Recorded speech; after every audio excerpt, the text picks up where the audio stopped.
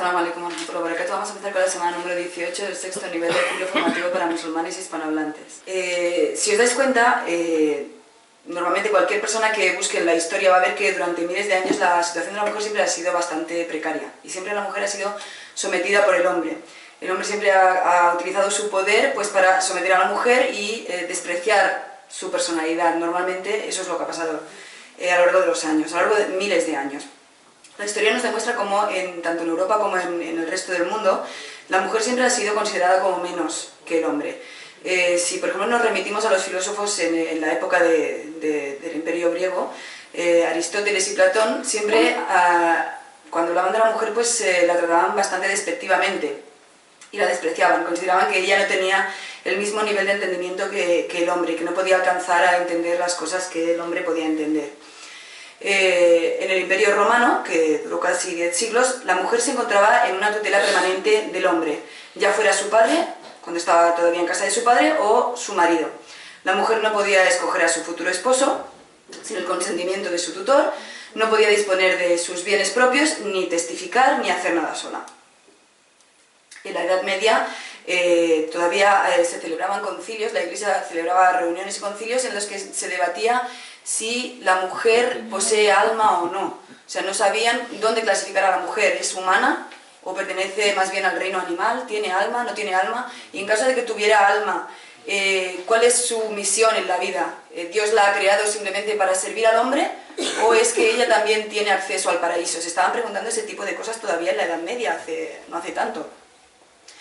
Si nos vamos a la época preislámica en la zona de los árabes, pues tampoco la situación es que fuese muy acogedora para las mujeres. Allí los hombres, excepto algunas mujeres que tenían un cierto rango social y que tenían un poco de, bueno, porque venían de familias ricas o así, normalmente la mayoría de las mujeres eran mal vistas, hasta el punto de que los hombres árabes, cuando se enteraban de que su mujer acababa de dar a luz a una hija en vez de a un hijo, muchos de ellos, muchísimos, decidían que iban a enterrarla viva, porque preferían enterrarla antes que pasar vergüenza delante de su pueblo diciendo que he tenido una chica. Y también porque pues, la situación económica era bastante precaria en aquel tiempo y pensaban que una niña lo único que va a hacer es darles problemas y no aportar nada económicamente a la casa.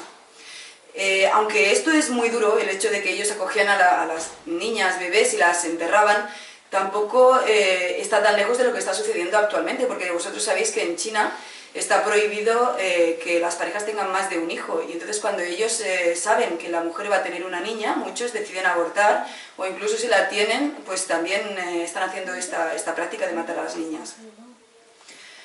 Entonces las mujeres a lo largo de la historia prácticamente han estado ahí para servir a los hombres. No tenían derecho a la herencia, en muchos casos incluso las mujeres eran parte de la herencia, eran consideradas como una propiedad del hombre y en caso de que se muriese un hombre pues pasaba al hermano. O sea, se iba con el cuñado tenía derecho a casarse con esa mujer, porque era como que mi hermano se ha muerto y ha dejado algo en herencia, me lo quedo yo. En cuanto al número de esposas que tenían, no había número de esposas, entre los árabes se podían casar con todas las que querían, y bueno, y en el Imperio Romano pues a lo mejor no se casaban, pero tenían una esposa y 50.000 amantes, ¿no? O sea, no valoraban a la mujer. En la tradición judeocristiana, la religión cristiana siempre había presentado a la mujer como un ser dependiente del hombre, como si fuera una herramienta para la procreación, para poder perpetuar la especie. En la ley mosaica, la ley de Moisés, la opinión de la mujer podía ser rechazada por su padre y por su marido, no tenía derecho a divorciarse, y las hijas solamente podían heredar en caso de que no hubiesen hijos varones. Si no había hijos varones, entonces sí podían acceder a la herencia. La mujer era vista, fundamentalmente, como he dicho, como una herramienta para perpetuar la especie. A finales del siglo XIX, cuando ya llegó la revolución industrial, necesitaban mano de obra y entonces empezaron también a acoger las mujeres, pues más que nada porque necesitaban mano de obra en las fábricas. Lo que pasa es que se aprovechaban también de las mujeres, dándole muchísimo menos dinero de lo que le daban a los hombres, incluso muchas trabajaban y no tenían acceso a un sueldo.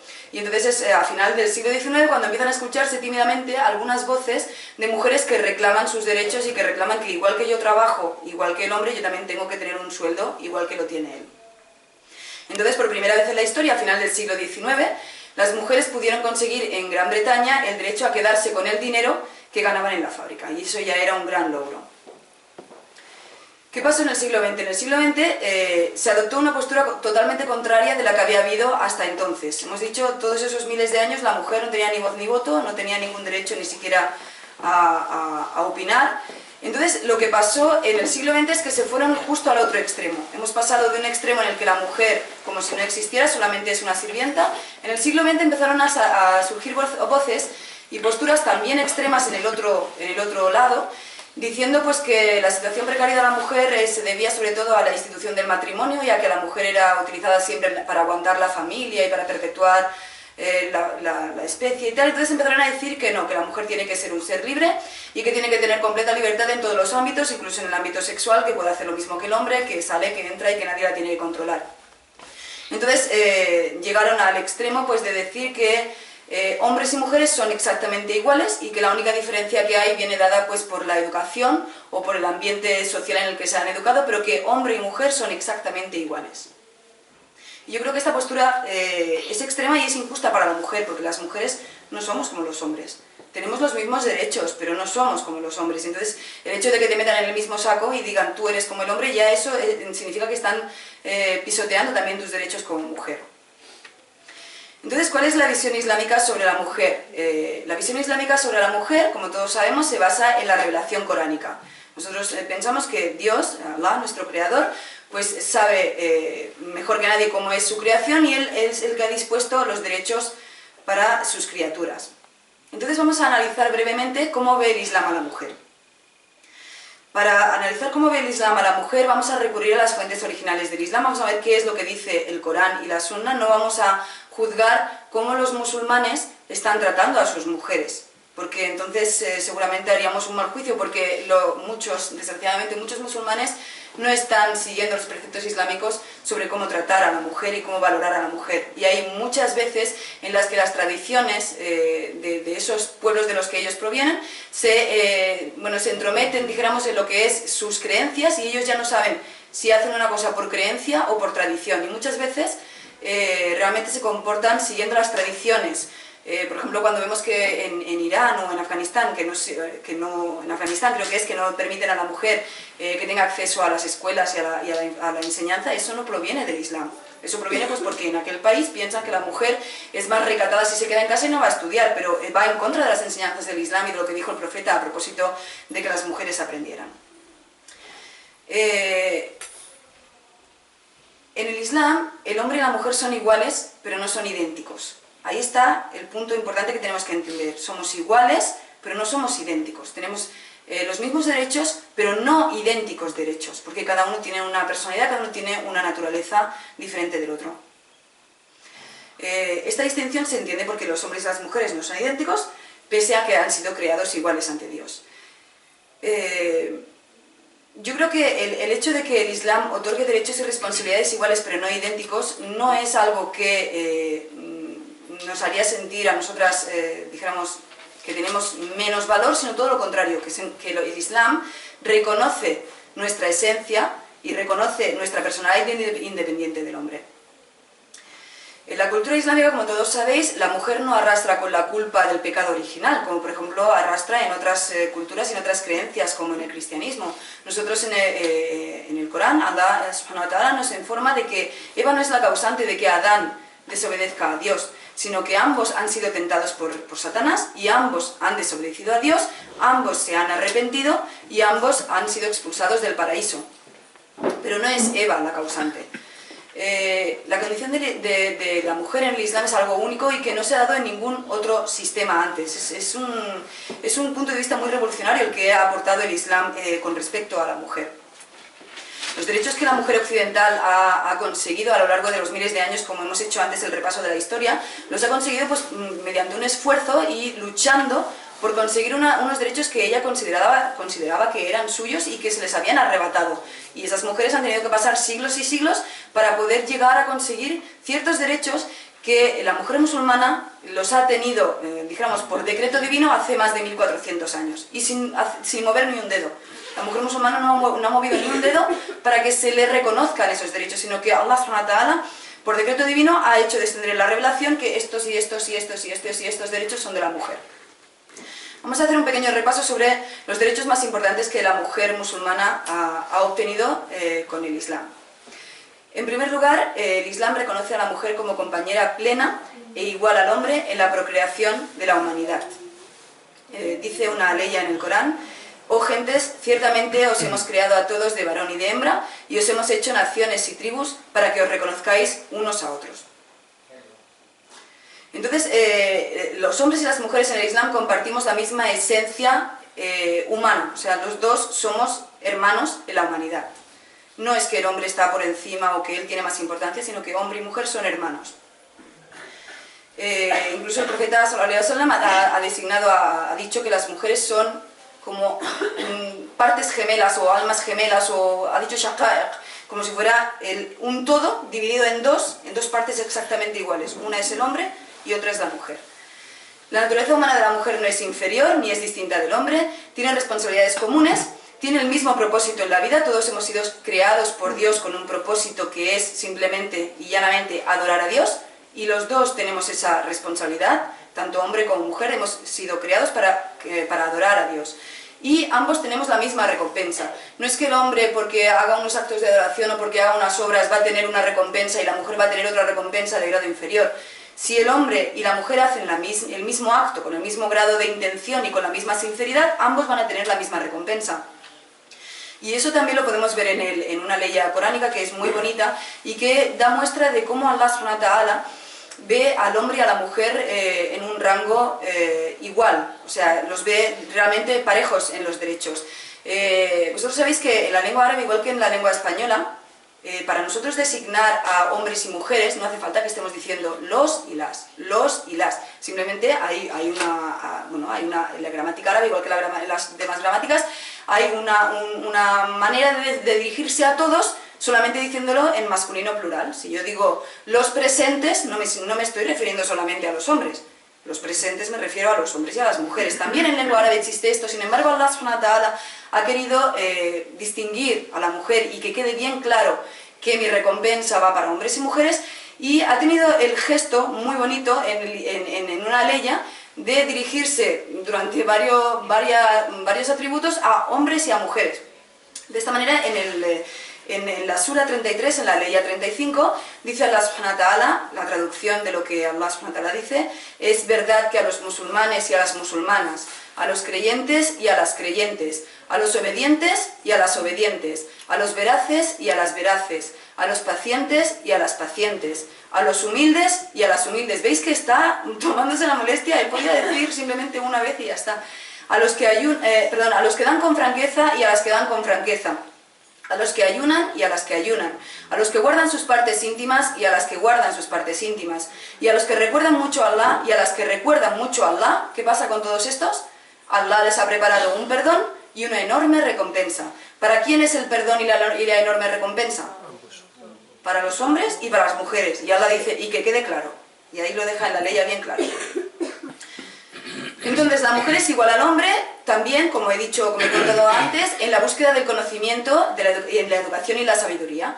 Hace más de 14 siglos, el profeta Muhammad sallallahu alaihi wasallam dijo que la búsqueda del conocimiento es una obligación para todo musulmán, tanto hombre como mujer. Quiere decir que las mujeres no están para quedarse en casa y prepararse para cuando se casen y servir a su marido solamente, sino que las mujeres tienen la obligación de buscar el conocimiento y de entender su religión y de buscar todo el conocimiento al que tengan acceso. La mujer en el Islam tiene derecho a la libertad de expresión igual que el hombre. En el Corán hay una sura, que es la sura de la discusión, que honra a una mujer y hace referencia a esa mujer que ella estaba casada con un hombre. Y en aquella época pues tenían costumbre los hombres, en la época preislámica sobre todo, de que cuando querían divorciar a su mujer, pues una manera de despreciarla era decirle, pues tú eres para mí como la espalda de tu madre. Era una manera de decir, yo no voy a estar contigo, tú no eres como mi esposa, tú eres para mí como la espalda de mi madre. Y era una manera que tenía como de repudiarla. Entonces esta mujer, que ya era musulmana y que ya sabía que la mujer en el Islam tiene un rango y tiene un valor y no puede ser humillada y despreciada, se dirigió directamente al profeta sallallahu alaihi wasallam a quejarse por lo que había hecho su marido. Y le dijo, pues yo he estado toda mi vida sirviendo a mi marido y dándole todo lo que necesitaba y he sido madre de sus hijos y me he preocupado porque no le falte de nada, y llega al final de la vida o cuando ya somos un poco más grandes y me dice, tú eres para mí como la espalda de mi madre. Y la mujer estaba enojada y veía que eso no es honrarle. Entonces el profeta sallallahu alaihi wasallam le dijo, bueno, vamos a ver este asunto, y Allah subhanahu wa ta'ala hizo descender una sura que se llama la sura de la discusión, el Mujadala, en el que se honra a esta mujer porque lo que se hace es reprender a ese hombre por lo que ha hecho. Y se le dice, los hombres no tienen derecho a decir a sus mujeres, tú eres para mí como la espalda de tu madre, y quien haga eso tiene que expiar ese pecado, pues o bien liberando a un esclavo, o bien haciendo ayuno, o bien pues dando limosna, ¿no? Entonces, para que veáis cómo Allah subhanahu wa ta'ala valora y tiene mucho cuidado de que las mujeres sean honradas en el Islam. Las mujeres tienen derecho a participar en la vida pública, y nosotros todos sabemos que en la Sunna del Profeta hemos sabido que las mujeres en la época del Profeta no se quedaban en las casas esperando a que los hombres lo hicieran todo. Cuando habían batallas, evidentemente ellas no entraban en la batalla, pero ellas acompañaban al ejército musulmán, pues por si tenían que proveer los suministros de agua, de comida, por si tenían que ayudar a los heridos, haciendo de enfermeras. Ellas estaban ahí al pie del cañón igual que los hombres, y participaban en la vida pública. Desde hace más de 14 siglos el Islam ha concedido a la mujer el derecho de contratar, de crear empresas, de ganar y poseer independientemente igual que el hombre. En este caso, si la mujer cometía alguna ofensa o alguna falta en estas transacciones, pues tiene el mismo castigo que el hombre, y si ha hecho cosas buenas, pues recibe la misma compensación que un hombre en su situación. No hay diferencia entre ambos. Hay una ley en el Corán que dice, y quien haga acciones de bien, sea varón o hembra, y sea creyente, esos entrarán en el paraíso y no se les hará ni una brizna de injusticia. Como veis, siempre Allah subhanahu wa ta'ala deja bien claro, sea varón o hembra, sea hombre o mujer, siempre lo deja bien claro para que luego no hayan interpretaciones, bueno, pues un poco de la parte del hombre, no decir, no, seguramente aquí Allah lo que quería decir es a los hombres, no, ahí está bien patente la ley para que nadie haga una mala interpretación. El Islam ha concedido a la mujer una participación en la herencia. Y aunque esto a lo mejor ahora mucha gente puede decir, hombre, claro, la mujer tiene participación en la herencia, pero es que hasta hace muy poco las mujeres, hemos dicho, en la cultura occidental no heredaban, incluso ellas mismas eran como una propiedad que se heredaba que pasaba de un hombre a otro. Y esto lo ha conseguido la mujer musulmana hace más de 14 siglos. Lo que la mujer recibe en herencia en el Islam, que este es un tema también que produce mucha ambigüedad, porque muchos dicen, ¿por qué la mujer coge la mitad de la herencia de lo que coge el hombre? La herencia que coge la mujer en el Islam es toda íntegramente para ella. Todo lo que ella herede es algo que ha heredado, que es como un regalo, porque ella no se ha esforzado para conseguir ese dinero, ella no ha trabajado y entonces se lo dan, no, es algo que le ha venido dado pues de su familia. Entonces todo el dinero que ella coge en herencia es íntegro para ella, no tiene que dar absolutamente nada ni a su marido, ni a su padre, ni a su hijo, a nadie, es todo para ella.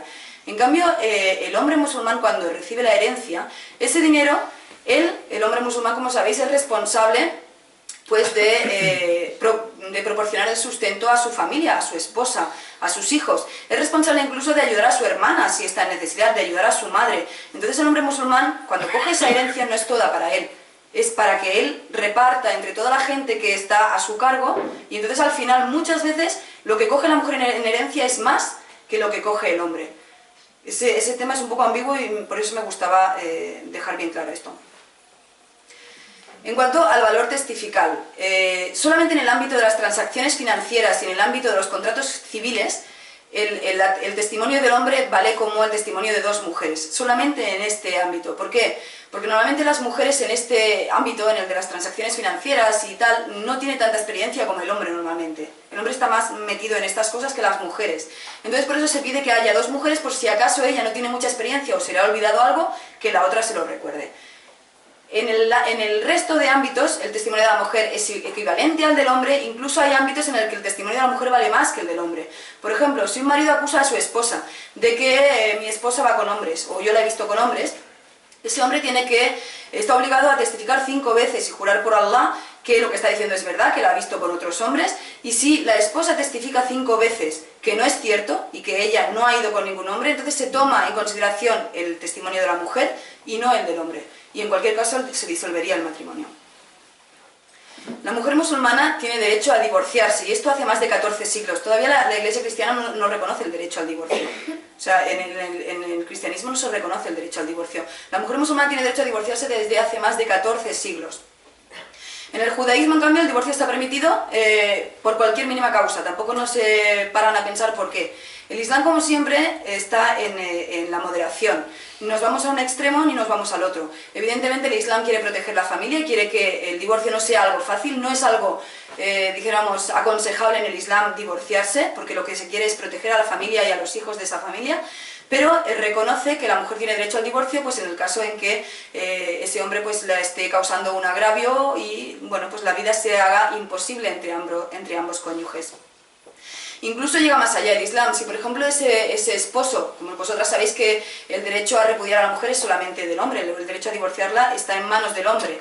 Entonces si ese hombre por ejemplo está tozudo y dice que no la quiere divorciar a pesar de que ella se quiere divorciar porque está recibiendo agravio de él, si él dice pues ahora te vas a quedar ahí colgada y yo no te voy a divorciar, la ley islámica le da otra salida a la esposa que es el jola, que ella puede dirigirse al tribunal y decir que ese hombre me está dando maltrato o que me está haciendo vivir de una manera que no es la que me merezco como mujer, y entonces el tribunal se encarga de resolver ese matrimonio. Y en todo caso la divorciada en el Islam siempre tiene derecho a volver a rehacer su vida y a volverse a casar de nuevo. Solamente tiene que esperar una etapa de espera. Los derechos humanos. En cuanto a los derechos humanos, el hombre y la mujer en el Islam son iguales en cuanto a su esencia humana, es lo que he dicho antes. Ha dicho Allah subhanahu wa ta'ala: oh gentes, sed conscientes de vuestro sustentador, que os ha creado a partir de una sola alma, de la cual creó a su pareja, y de esos dos hizo surgir a multitud de hombres y de mujeres. En cuanto al derecho a la igualdad, Dios asegura la igualdad entre hombres y mujeres en el Islam. Dice Allah subhanahu wa ta'ala: Dios ha prometido a los creyentes y a las creyentes jardines por los que corren arroyos, en los que permanecerán, y hermosas viviendas en jardines de felicidad perpetua. Pero la complacencia de Dios es la mayor felicidad de todas, pues este es precisamente el triunfo supremo. Y hay otra ley que hace referencia a los derechos de las mujeres en el matrimonio y dice: en justicia, los derechos de las mujeres con respecto a sus maridos son iguales que los derechos de estos con respecto a ellas. Quiere decir que los derechos son totalmente equivalentes. El hombre y la mujer tienen las mismas obligaciones religiosas en el Islam. Tanto al hombre como a la mujer se le pide que haga la shahada, que realice los 5 rezos diarios, que dé en caridad de sus bienes, que haga el ayuno una vez al año en Ramadán y que haga la peregrinación a la Meca si tiene capacidad y posibilidades de hacerlo. La mujer musulmana tiene también derecho a conservar su apellido al casarse. Esto aquí en España es normal porque también se conserva el apellido de la mujer cuando se casa, pero en el resto de los países occidentales normalmente cuando una mujer se casa enseguida coge el apellido del marido, y si se divorcia y se vuelve a casar, pues entonces le cambia el apellido y va toda su vida cambiando de apellido en apellido como si fuera que no tiene personalidad propia ni identidad. El derecho de la mujer como madre. La madre musulmana tiene el derecho a las 3/4 partes del cuidado, la atención y el afecto de su hijo, y al padre le queda 1/4 parte solamente, según un dicho del profeta. El derecho a votar. Desde hace más de 14 siglos la mujer musulmana tiene derecho a votar. Vosotros os acordáis que al principio, en la época del profeta, había unos juramentos de fidelidad al profeta, de que, bueno, ellos le hacían un juramento de fidelidad de que yo voy a comprometerme a hacer esto, porque yo reconozco que soy musulmana. Y también las mujeres iban a hacer este juramento de fidelidad al profeta, no solamente los hombres, también las mujeres. Y esto ha quedado también patente en el Corán cuando dice Allah subhanahu wa ta'ala: oh profeta, cuando acudan a ti las creyentes para jurarte fidelidad, comprometiéndose a que en lo sucesivo no atribuirán divinidad a nada excepto a Dios, quiere decir que Allah reconoce que las mujeres también tienen derecho a dar su voto. Derecho a trabajar. La mujer tiene derecho a trabajar igual que el hombre, con la diferencia de que el hombre en el Islam está obligado a trabajar, porque él tiene gente a su cargo, por tanto tiene que buscarse un trabajo para poder sustentar a la gente que tiene a su cargo, mientras que en el caso de la mujer el trabajo es algo optativo, y en todo caso cuando coja ese sueldo es para ella solamente, para sus caprichos, para sus gastos. No tiene que dar, en teoría, no tiene que dar ni un solo céntimo al marido. Otra cosa es si ella ve que su marido está apurado y le quiere ayudar, es un buen acto, pero según el Islam ella no tiene por qué dar ni un solo céntimo a su marido. Todos estos derechos los ha obtenido la mujer musulmana hace más de 14 siglos sin ni siquiera mover un solo dedo. Hemos dicho que las mujeres en Occidente lo han conseguido después de mucho esfuerzo y de muchas reivindicaciones y de muchas manifestaciones para conseguir esos derechos, y lo han conseguido solamente a finales del siglo XIX, en el siglo XX. O sea que lo digo más que nada para que os sintáis orgullosas de ser musulmanas y que veáis que Allah, vuestro Creador, os ha garantizado unos derechos que os corresponden por ser mujer. Queda claro que el Islam ha sido pionero en otorgar derechos a la mujer de un modo totalmente revolucionario que nunca antes se había dado, y le ha dado un rango sin precedentes. Los derechos y los deberes de las mujeres en el Islam son iguales a los de los hombres, aunque no necesariamente idénticos. Iguales y no idénticos. Y esto es un rasgo positivo y no negativo, pues el Islam reconoce que el hombre y la mujer son iguales ante Dios, pero cada uno tiene su propia particularidad. Agradezco vuestra atención.